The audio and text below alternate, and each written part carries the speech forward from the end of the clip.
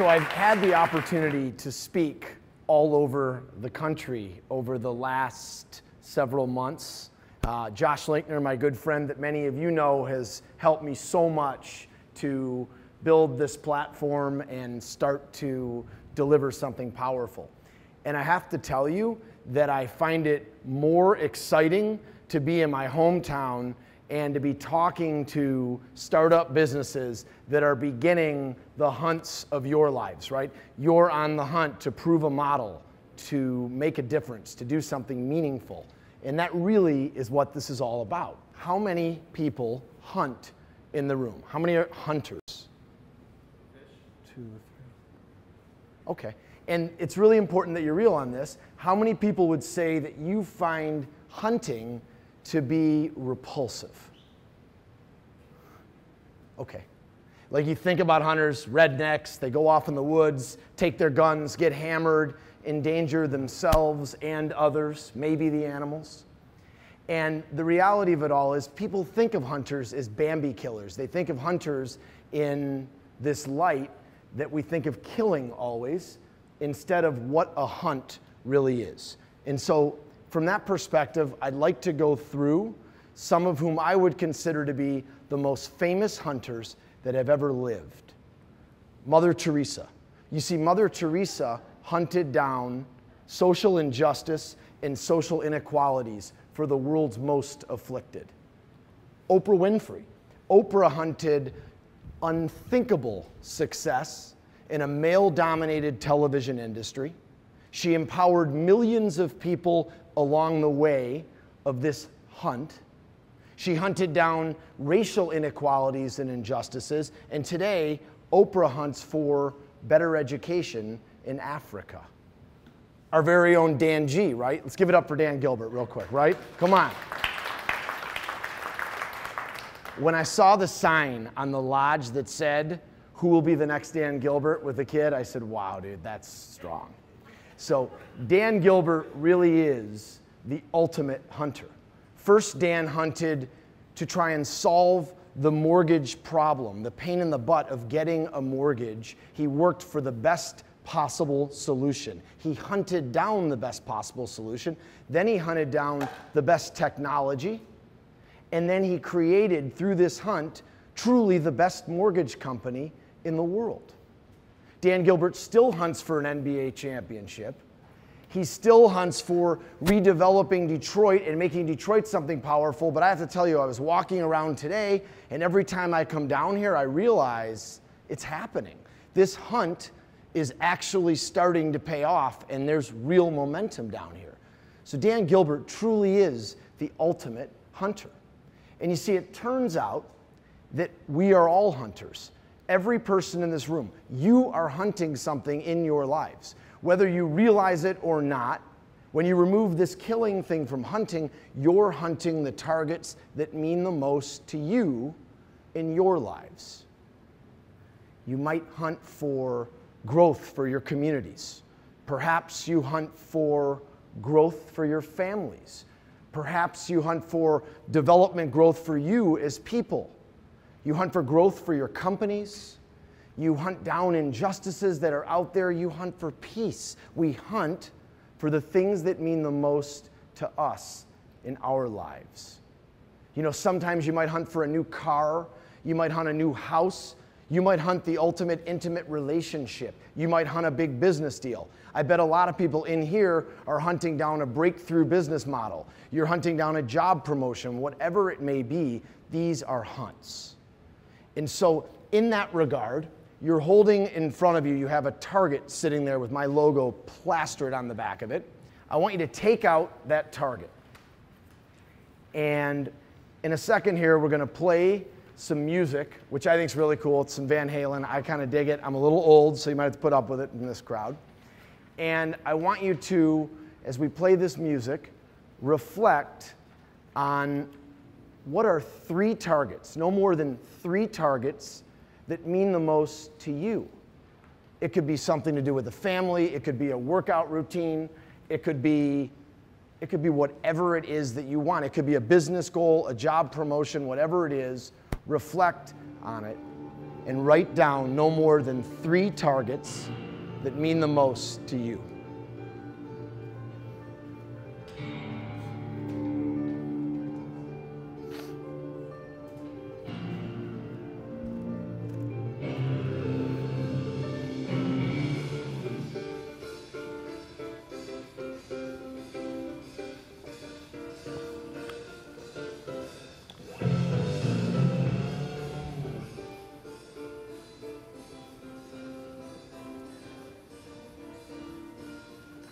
And there is no wrong or right answer. It's about what's important to you. What matters to you in the hunt of your life.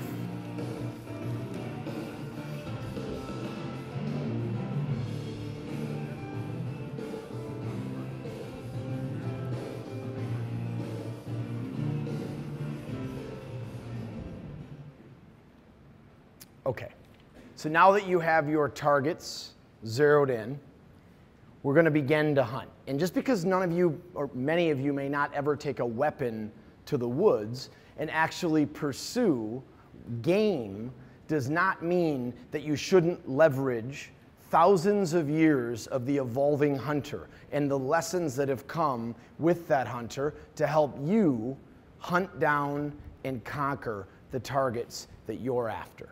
And so today, we're going to go through something for me that has made all the difference in my career and something you're going to see other people use that you'll know quite well. And this is the 7 steps to the hunt system. And when you write this down, don't worry about missing something. I'll come back to it, but it's only most important to put that first caption. It's actually not that difficult. So the first step to the hunt system is identifying the obstacles. So on every hunt that you go on, you need to know the terrain that you're walking into. You need to know what is the prevailing wind direction. You need to understand what way can I enter to move into hunt. And the same thing is true in business, right? When you're starting a business model, you need to identify, where are the kick in the you-know-what's gonna sit? Where are those obstacles gonna lie? But something I figured out through the years is that we think of obstacles as external variables, but that's really not what typically gets in the way of success. What typically gets in the way of you hitting those targets that are right there in your hands are internal obstacles. And what you see here are a bunch of darts missing their target. And when I say I can relate to this, as a kid, I literally was so ADD and I had this hyperactive, imaginative mind, and I would literally chew on shirt sleeves because I was so hyper. And my mother, somewhere between a stroke of brilliance or perhaps genuinely fearing for the home furnishings next, she gave me a shoelace, much like this shoelace that I'm carrying here with me tonight. And as a kid, I would use this lace and I would work like so, and it would actually become a visual portal tool for me. And I was able to have imaginary characters, sports leagues. It's why I'm, for Emmanuel Stewart, bless his soul, I was able to commentate and MC the boxing matches. And the reason I was so good at it was as a kid, I really liked boxing. And so I had like thousands of these boxing matches. Anyhow, as I continued to grow up, this same lace, it moved from being an imagination tool to a visual tool, which helped me focus. It helped me identify where I was at point A, see my way to point B, and then understand visually how I was going to get there. And each of us, guaranteed, all of you have secret weapons. You may or may not realize them. Perhaps they're affirmations. They could be a prayer, they could be a music routine, they could be something that you wear, but you do this largely to help you hit the targets that you're after in life. And these internal variables, we need these secret weapons. We need these things that help us. And as far as I'm concerned, there is no stupid secret weapon.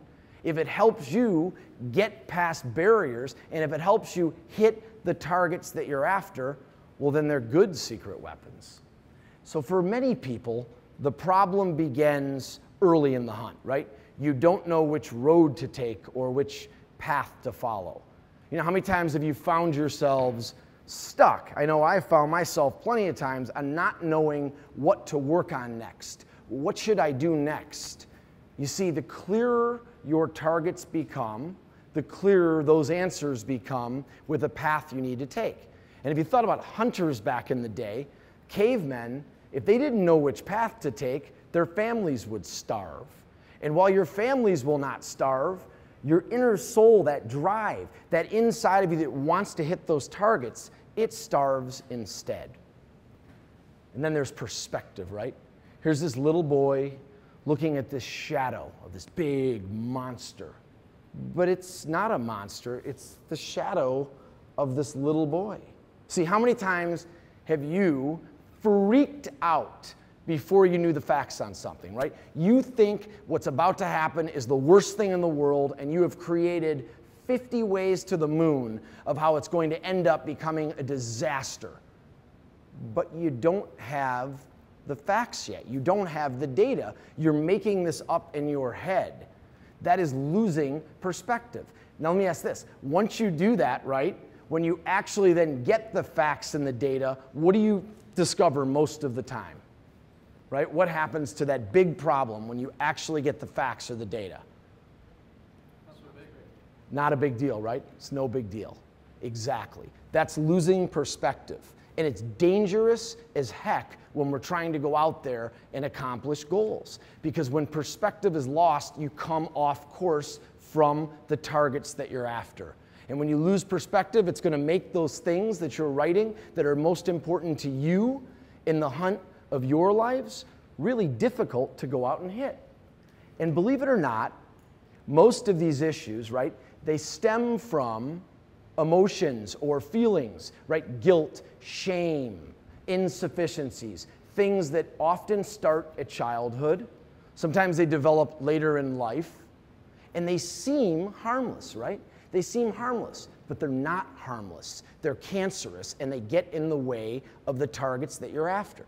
How many times have you found yourself, I know I've done it a lot, where you're so close to closing a deal, you're so close to accomplishing something huge, and then something inside you, it starts to question whether or not this is going to happen, or should I be able to do this? And you think it's harmless, or you get a little shy, or you tighten up. This is emotions that are messing with you. It's internal variables that are blocking you from getting the targets that you're after. We all go through it, and there is a system to get past these things. And today we're going to talk about that system. And in the end, most of these issues, they're actually ego. And I know you're like, ego? But yes, ego. You see, when you're more focused on being right or on being justified than you are on hitting the target, that is ego at work. You see, so often it's, I just want to be right. Do you, or do you want to hit the target that you want? Because often you're sitting in a business meeting. You're sitting there and everything's going great, and then someone on the other side says something to you, and it gets under your skin, and you lose composure, and you forget about that target. You forget about what's important because ego takes over. Ego is the enemy to the hunt system. Ego is the enemy to getting the targets that we want in life. Step 2, and this one really is going to hit home, I think. Own your peak activity window. Okay, so when you fish, you get up at like 4 o'clock in the morning and you schlep out to the boat, you get out there, you start to get out in the water, and you're fishing by the time the sun comes up. The peak activity window when fish move is early in the morning, or it's towards dark at night. Same thing is true with hunting. But over the last 20 years or so, I've discovered that each of us as people has a peak activity window. So check this out. Your peak activity window is a 3-hour period in every day where you are up to 10 times more effective than you are at any other time throughout the day. So typically speaking, you'd either be a rooster, which is me, 6 a.m. to 9 a.m. That's my peak activity window. Or you'd be a hawk, midday. Or you'd be a bat, with a nighttime peak activity window. And think about this math for a second. Let's just say I'm right. It's 3 hours times 10 equals 30. Times 5 days a week, it's a 150-hour equivalent advantage against the competition or against what you're capable of. When you leverage that peak activity window, that's how you write a book. That's how you can run different businesses. That's how you can do these things, because you're leveraging your peak activity window. And I am telling you, you have to be selfish about your peak activity window. My wife's sitting there, she will tell you, don't bother me in my peak activity window. And here's the secret about this peak activity window. If you leverage it, you have more time for your family on the weekends. You have more time to do things by being selfish and by leveraging that peak activity window. To drive this one home, I was consulting with a software company out of Silicon Valley. Established company, a private equity group had come in, they had bought the business, and their numbers were way off. Their productivity was down, their days on jobs were down, their net profits were down. And my job was to go in there and figure out what the hell was going on and how to get them moving. Well, it took me all of about a day, and I met with their whole software development team, many of which were saying they move these office hours from 8 to 5 every day. Like, we don't work 8 to 5. I'm a ninja. I code when I code. I want to be coding when it's time to code. And so I was able to convince them to flex hours a little bit. By the end of the year, they were up 30%. This year, they're going to be up 50% in revenue by leveraging peak activity window. And obviously, not every company can do flex time. Obviously, not every company can accommodate everybody's peak activity windows, but you individually, you owe it to yourselves to leverage that peak activity window. Now it's time to get up. So step 3 is about getting above, getting clear. Hunting for years and years always happened on the ground. But the problem was visibility began to be a problem. Scent or the game that you're hunting got too smart and it would wind you, so you were not successful in your hunts. And over time, we moved up to tree stands. We've elevated the hunt. And when you get above, you can get clearer, right? You can start to develop that hunter's vision. You can see, and you're out of the nose or out of the scent of the animals that you're hunting. Well, the same thing is true in life. The same thing is true in business. When we're in a conversation, when we're down here, when we're stuck in here, this is the judge, right? This is the critic. This will not help us, because this will go back to the same habits over and over, and it will get back to ego and fight.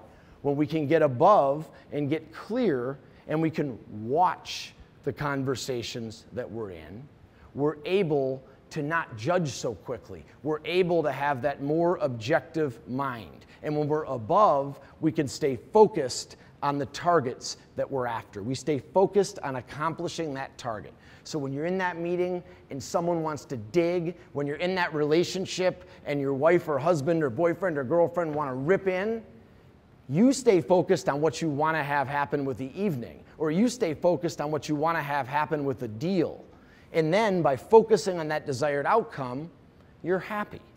You see, when you're happy is when you're hitting targets. When your ego's up, your happiness is down. It's no good. So it's about getting above and getting clear.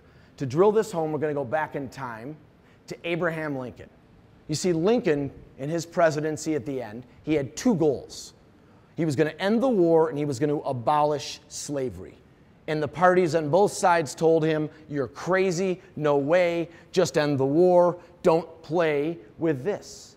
But Lincoln refused to listen to the noise. He refused to get stuck down below, and he stayed above and stayed clear. And thank God, because even though it took his life, many of the liberties and justices we enjoy today are because of Lincoln's ability to stay above and to stay clear. So the question is, how can you, when you go back home tonight, when you're in business tomorrow, how can you do this? You can begin by going home at night and replaying your day. Literally, replay your day. Do it just like a movie. And when you catch the moments during the day where you're like, ugh, and it makes you mad, probably safe to say you got trapped in ego there and you were not above it and clear. And over time, and it doesn't take too long, week, 2 weeks, you will begin to form an ability to not get stuck in the critic, to not get stuck in the judge, and instead be the scout, right? Be the watcher. Stay above, stay clear. So this next one is all me, and it's killing me to have to wear this jacket, but I'm doing it. Be real and be authentic. The point is, I like to wear t-shirts.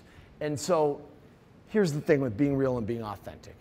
I'm a good fisherman. I'm a pretty good rifle hunter, but when I have a bow in my hands, that is my authentic hunter. When I have a bow in my hands, I don't care if I'm at a range, I don't care if I'm walking through the woods, I'm stalking, I'm moving, I'm in a tree stand. With a bow in my hands, it is an extension of me. It is me in my most authentic self.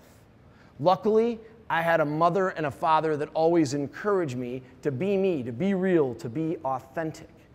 Part of being real and part of being authentic, as my good friend sitting in the front row here, Craig Ehrlich, his mom once said, if you don't ask, you can't get.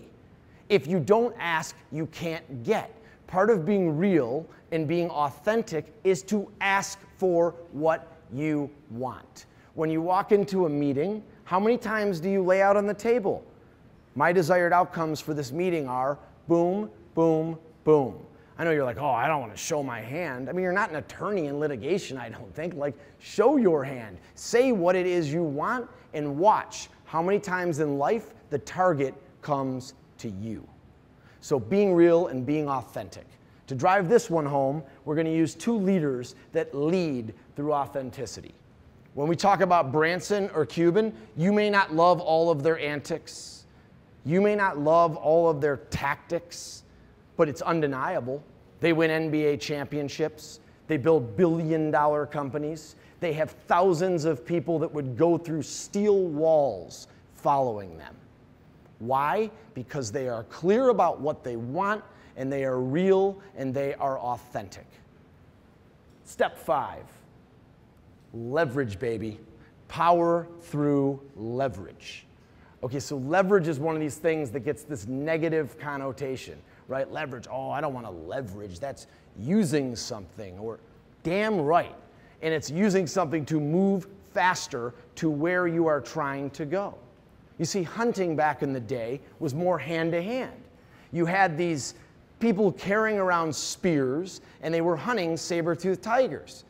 But, you know, earth to the dude hunting, the problem was they didn't come home alive most of the time. And as a result, skills had to change. As a result, the bow and arrow was created. As a result, guns were created. Rifles were created. Scopes, what are they? They are leverage tools to hunt more effectively. Why are they relevant to you? Because I don't care what business you're in, I don't care what it is you're after, there are things that are sitting right in front of you that you can leverage. And see, when I pull this glass of water out, I would ask this audience, is the glass half empty or is the glass half full? What would you say? Full? What would you guys say?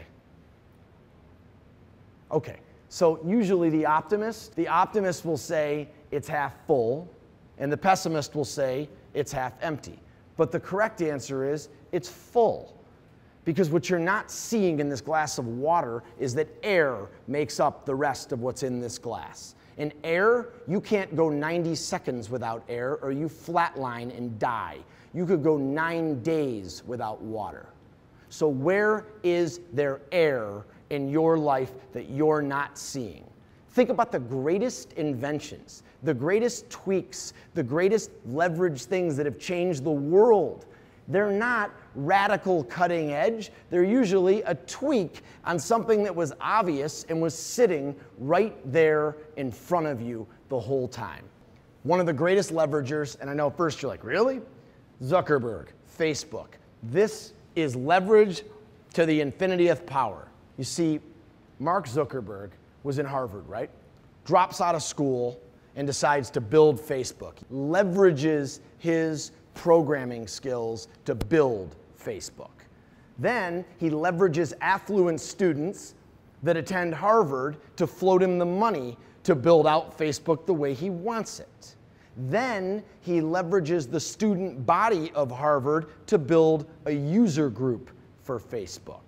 Then he decides, I need more programmers, I need more money. So he goes to Silicon Valley, he hooks up with gurus in the valley, he hooks up with the best programmers, he gets lots of money, and then he's able to build Facebook to what he wants. But the coolest thing that Facebook does, they leverage us. We are the ones that feed Facebook all of its data. We are the ones that have built the valuation for Facebook. We are the ones that supply the page turns that create the advertising revenues inside of Facebook. But here's the cool part about Facebook, right? The best leveragers, they're willing to be leveraged in return, right? Leverage is a two-way street. I have 45,000 people that follow me on Facebook. I test things every day on Facebook. I learn from that audience every day. What difference will this caption make? What difference might this picture make? What messaging will resonate? And I'm leveraging it, and it's leveraging me in return. Facebook, ultimate example of leverage. So again, I'll ask it, where is there error in your lives? Where is there something that is so obvious, it's just sitting there right in front of you and you might not see it? For starters, start running your issues past someone trusted, right? Someone that you trust that has a outside perspective, and watch how quickly you begin to find things that you're not seeing. And that's the problem, right? We always think, oh, I'm the expert in this, so what's so-and-so gonna help me, right? You know, I tried that in the real estate industry when I did it, and I realized that even as my dad got old and retired, there was a couple of things he was able to spot that I wasn't. Humbling but true. Where is there error in your lives? Where is there something you should be leveraging? Step 6. Step 6 is about fluid execution. It's about real-time execution. Who's seen a cheetah hunt before? Has anybody ever seen a cheetah hunt? Awesome, right? The cheetah is awesome. The cheetah is fluid, right? That moves. Cheetah moves with it. Cheetah moves with it.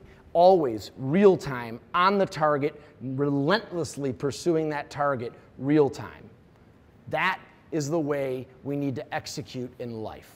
When we are too far behind with the model of yesterday, we're dead and irrelevant. When we are too far out in front, we're dead unless we've got Dan Gilbert money behind us, relentlessly pouring it in so that we can catch the market. But the reality of it all is you want to be fluid. You want to be real time with the way in which you execute in life. So to drill this one home, I want to look at the other side of the coin. Perhaps no example in the world that I can think of better displays not using fluid execution and dying as a market giant. Borders Books. Borders Books, get this, Borders Books owned the original technology that actually connected the internet to catalogs, to sticks and bricks. Not only did they own this, they licensed it out to Costco. They licensed it out to Sam's. They put competitors in business. Amazon used aspects of their technology. And they were told in board meetings time and time again, the world is changing fast. If you don't continue to morph your strategy, you will die. And because of that, because of not operating with real-time precision, they did die. They went BK. And because of that, there's millions of square feet of real estate vacant. Thousands of jobs were lost. Communities lost tax base, all because of a failure to operate with real-time precision. The way technology is moving in this world today, if you don't operate with real-time precision, you will not hit the goals that you're after. You will not hit those targets that are right there in front of you, because it's got to do with family, relationships, organization, everything. You've got to be operating real-time. Step 7, and this one comes home, and this kind of will drill the whole system home. Step 7 is fighting back from adversity. Okay, I don't care what deal you're in. I don't care what hunt you're on. You will face adversity. You will face adversity time and time and time again. right? There's the old saying, it's not about how hard you go down, it's about how well you get back up. True, but following a system when you get back up and collecting your you-know-what isn't a bad idea either before jumping back in and starting again. But fighting back from adversity. So in 2006, I decided to try to start something called the World Hunting Association. I was going to change the world of hunting forever. I was going to make hunting, right, this sport that I knew how cool it was, I was going to make it huge. World Wrestling had come out at the time and gone public, and I'm like, and Vince McMahon was the founder and the CEO. I was like, I'm going to be the Vince McMahon of hunting. I'm going to change the world of hunting forever. And I was positive that I could do this. So I went out and I raised $4 million. I went out and I signed hunters from all around the country. I had everything figured out. And my niche, get this, right? I was going to do it non-fatal. So I went out and I patented tranquilizers, darts that could actually be put into an arrow that could be administered so that the animals wouldn't die in competition. Seemed good, seemed like a great idea, seemed extraordinary. And then I had a huge press conference at the Fisher Building to take it to the world. I was spending so much money, I was like, go big or go home and then some. And I'm a guy that's pretty conservative all the way around, and I was full throttle on this. And I thought, man, I mean, PETA's probably gonna get ticked off, but I can accept that. But the NRA, my people, the hardcores of hunting, well, they're gonna get what I'm doing for sure, because hunting is more about the hunt than it is the kill. But I decided not to go around and to tell anybody. I decided to protect the idea. Okay, right, so confidentiality, good note for startups, it is BS. Ideas are a dime a dozen. Execution, not so much. Good execution trumps confidentiality times infinity. So I now launch, I bring it out, I have this thing, and at first I'm on ESPN around the horn, CNN, Forbes, Bloomberg. I'm like, yo, I am gonna change the world of hunting. This is so cool. And I mean, right, to start with, I'm a Jew that hunts, right? So I'm already like Ted Nugentberg, right? A bit of an anomaly. And now Ted Nugentberg has found himself in a pickle, because now I had managed to tick off the NRA and PETA. Like, who does that? I managed to make both sides completely ticked. Yet, I didn't know what to do. And you see, the bad press starts. And when I say it starts, it's so bad that by that night, I'm on the web surfing around. Every website that I could go to that had anything to do with hunting or the outdoors had either a picture of me holding a buck that said, we will never, ever have anything to do with David Farbman or anything that he touches. And I thought, man, here I am, my target is to change the world of hunting forever.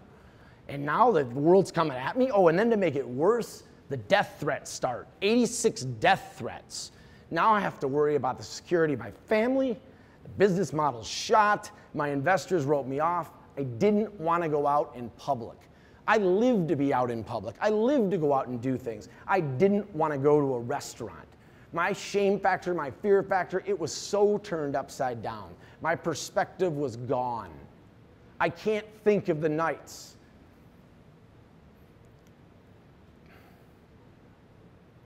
that Nadine and I sat, and she would convince me to get back up and just keep doing it. And meanwhile, I'm like, dude, I still could preserve some of the investors' money. I should just bail from this thing and just go back into my normal life. I don't want to get killed over this. So you wonder, well, what do you do when you're in this situation? How do you get through this? Well, I did what I always have done. I went up north and I climbed up into the highest tree that I could. And I got up in that stand where I could gain perspective, right? Where I could get above and get clear. And on a BlackBerry 8600, I sat there zipping through with a fastball. I still like the keyboard. And I was zipping through my BlackBerry and I was looking at all of these emails. And these emails were like This guy is no good. He's going to ruin hunting. And I mean, everybody CC'd. Like, this was like, if you could be screwed, like I was trying to do non-fatal, they were throwing darts, bullets, anything at me. This boycott starts. So my hunters are literally dropping out. And now I don't even know how I'm going to pull this competition off. It's a total disaster. But in looking at those emails, I saw something. I started to see a few names.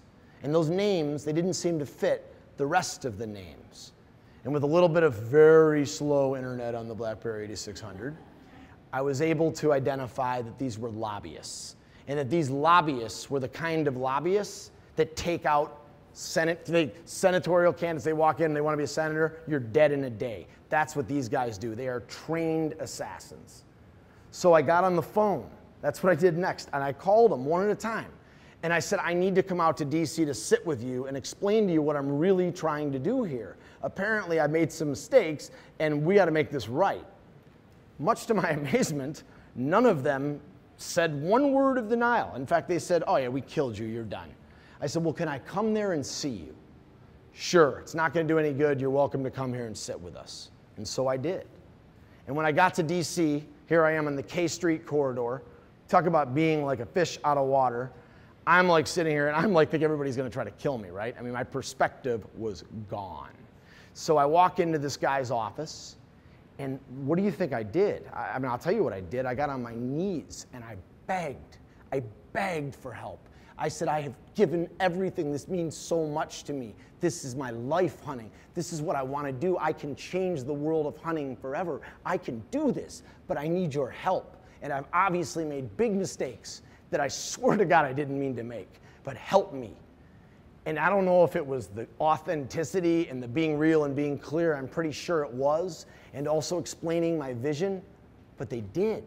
And then one bought in, and then leverage kicks in. Then I could leverage one lobbyist to get me to the next lobbyist who got me to the next lobbyist. Then I leveraged that lobbyist to get me to the NRA, to Cabela's, to Bass Pro, and to all of the other powers in the industry. And just like that, by being real and by being authentic, I was able to flip my biggest enemies into my biggest allies. And there's a lesson in that. You see, when someone's way over here or they're way over there, when you come real up the middle, watch the target come to you. But you gotta be real and be authentic. And being real and be authentic is not gonna come from a place of ego. And when I did this, they really did. And then I leveraged them. And then all of a sudden, it was time for real-time execution. And so they said to me, you're gonna need to make this format fatal. And I thought, oh, the whole point was to do this non-fatal. The whole point was that it's more about the hunt than it is the kill. And I slept on it, and I thought about it for a night. And then I started to remember, no, my target was to change the world of hunting forever. My target was to do something powerful in the outdoors. And so sometimes you're going to have to make pivots or changes that you don't like at all, but you do it because it's more important to hit the target than it is to be exactly right on the idea. It's more important to hit the target than it was to be non-fatal. So I made the change. And we held our first tournament, and it was a disaster. I mean, anything that could have gone wrong on this thing went wrong. We gave away, I don't know, 400 grand more of prize money. No TV stations would touch us. The thing just kept spiraling. And I was down to about 600 grand. I mean, I'm telling you, we were throwing it in a campfire. And I was down to 600 grand. And late one night, I had said to Nadine, I said, I want to quit now. It's enough. Like, it's enough. I'm just going to quit. I can kick butt in real estate. I'll make the money back. I'll repay my investors. I'll make it good. And I'll find a way to get out of this. But I can't continue to do this. And she looked at me. And it's always that moment when you don't realize that it's someone across me that's going to convince you. And she said, you cannot quit. You have momentum. You flipped these people. These people wanted your head, and now they want to help you. Just figure out the right model. You're going to have to change it, but figure it out.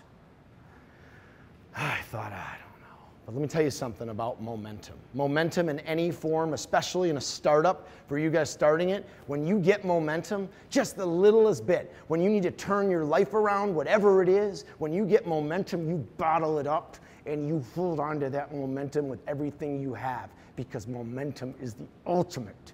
And because of that momentum, because of those words from my wife, because of everything that had gone on, it was just enough push to keep me focused.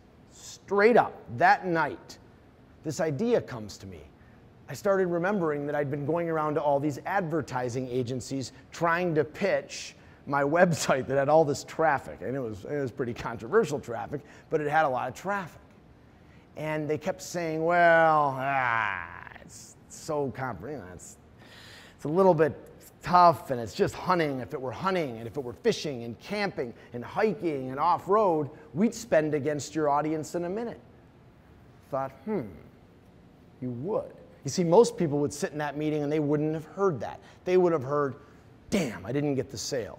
But instead, I started to see an opportunity. Instead, I started to realize that all these same websites that had killed me, all these same websites that had put me down, they weren't monetizing for crap. There was no revenue coming in on those websites. And having been, of course, a real estate broker my whole life, I thought, well, I think I could represent the advertising on these sites. I think I could aggregate together these websites, build a network of sites, and then I could create a reach that would also cater to a pain point, that would solve a pain point for these advertisers that didn't have a sufficient way to spend ad dollars against an audience. And then I thought, this is really interesting. And you see, just like that, a star was born.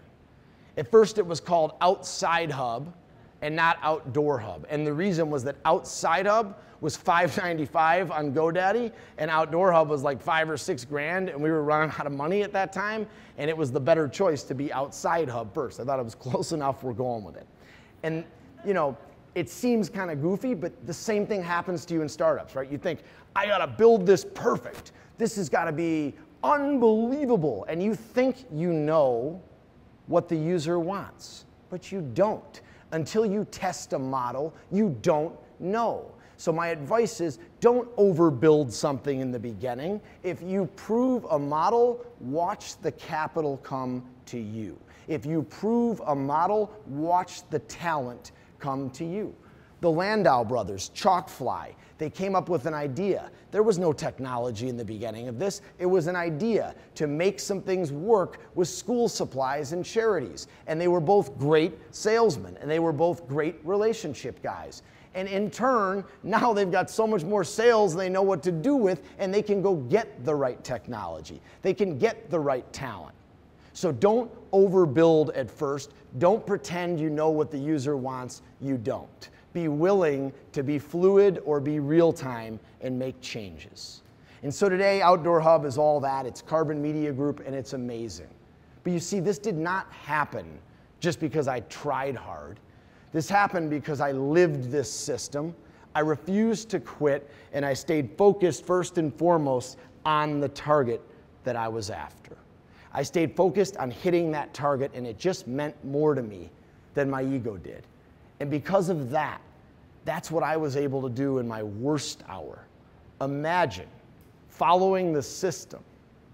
Imagine what you're capable of doing in your best hour. Imagine the possibility.